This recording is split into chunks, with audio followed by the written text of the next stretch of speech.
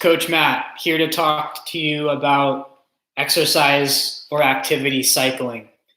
In the Wellness Challenge, section 10, you're going to see exercise or activity cycling. And then there's an option to put 5 different things. And then over here, there's 5 different check boxes. So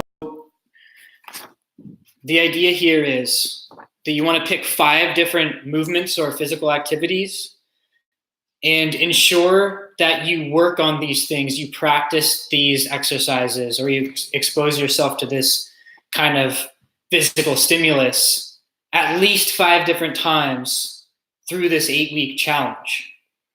And I want to also keep outside of the context of this challenge, the same principles apply. I think this is how you generally get better at a skill. And you can get better at skills at any point during your life. Even my senior clients, we're working on stuff and we actually are getting better at it. We're seeing improvements. And this can be really anything that you want, anything that's quantifiable, and it's a physical activity. And in fact, these don't have to be all that quantifiable. It's just, did you expose yourself to that stimulus? And take a specific example, running. Are you a runner?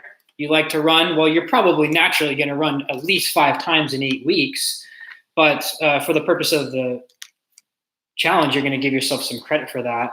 And just knowing that you are having some consistency in a period of time, that's how you can improve. Practice makes perfect. You know, you've heard that mantra, and it's really true. And here we're crediting ourselves for doing that.